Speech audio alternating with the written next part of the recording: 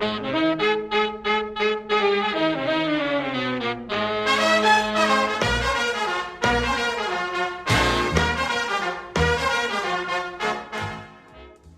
Funk's Lodge story begins in the summer of '44, 9 months before the end of World War II. Jazz was king, and Louis Armstrong and Benny Goodman were on the radio when Edward Funk and his sons, driving north to resort country, received a tip. The legendary Boathouse hunting lodge on the largest inland lake in Michigan's Upper Peninsula, Lake Gogebic, was for sale. Boathouse was a timber baron who amassed great wealth, but he was a frugal man. It is said his only extravagance was construction of this fabulous lodge. He built it on a choice mile of frontage in the late 1920s using log beams and lumber from his sawmill in nearby Marinesco. Construction began before a road could be built, so building materials were skidded across the winter ice and floated across the lake. The Escanaba Daily Press reported the Firestones and DuPonts were early guests. Edna Ferber wrote Come and Get It Here, a story that became a motion picture by Samuel Goldwyn, starring Walter Brennan and Edward Arnold. Boathouse built it for the good life, but that was not to be. He died shortly after its completion. The Great Lodge had hardly been used.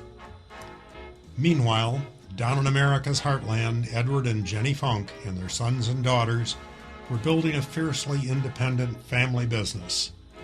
The Funk name is one of the most recognized names in American row crops.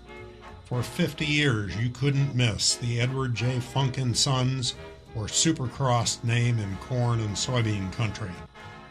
It was a dynasty built by a large family that made their fortune the old-fashioned way. They earned it. Earned it in turbulent times with hard work, traditional values, smart ideas, resilience in adversity, and innovation, like building a business with incentive travel. The Funks called their northern retreat the 500 Bushel Club, a sales goal they wanted their dealers to strive for.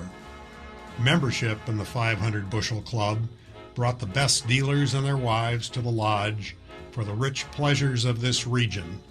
For then, as now, this area boasts tremendous recreational opportunities on blue lakes and surging rivers, in rugged mountains and rolling timberland. For hunters and fishermen, water skiers and sailors, snowmobilers and snowshoers, it remains a magical place. The crisp first light of dawn brings steaming buckwheat pancakes, served flowing with maple syrup made right here on the property. Setters, pointers, and black labs whine and bark down at the kennel, wanting to hunt. Best ready your aim on the trap range for the thunder flush of a grouse. Or, if this is your mood, take it easy on the fabulous sun porch with green lawns and Adirondacks chairs shaded by 400-year-old oaks. Evening brings bands and sing-alongs, with maple logs in the fireplace crackling in harmony, and a sunset view across the lake. Whether it's a gathering in the guide's room after a day in field and forest shooting grouse over the dogs, fly fishing for trout, or perhaps coffee on a cool morning on the front porch, or a sunset cruise up the lake on the Shooting Star, it's the simple pleasures that are best, like home-cooked dinners in a pine-panel dining room with flickering candles, a glass of fine wine, laughter, tall tales, and old friends. This 15,000-square-foot lodge and the shop, art studio, boathouse, guidehouse, and 4 cabins still occupies that mile of frontage on Gogebic. It's the finest land holding on the largest lake in the Upper Peninsula. Antique and mellow as they appear, these buildings are as rock sound as the Funk family can make them, which is saying something. The lodge even has a sprinkler system for fire protection. There's a custom-built walk-in wine cellar in the lodge. Trout stream, trout pond, and miles of walking trails are in. And here's the kicker. It's all yours, turnkey. That includes the Shooting Star, a twin-engine, 28-foot maze craft restored and docked in the boathouse and harbor below the lodge. You'll also find Cabin 8, a pine-paneled cabin set apart in a grove of large hemlocks with a commanding view from one of the best building sites on Lake Gogebic. Turnkey includes furniture of the arts and crafts bungalow era designed for these buildings, built in the 1920s in Grand Rapids. And there are snowshoes, fishing rods, and outdoor gear of all kinds. Historic treasures that enrich the comfortable, friendly patina of this place are included along with all the modern conveniences such as wireless internet, satellite TV, and flat-screen television.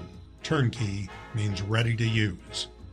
A pioneer built this place as a northern getaway for his family.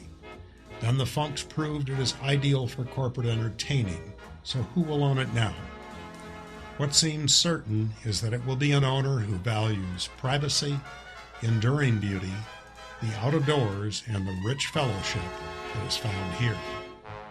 It could be you.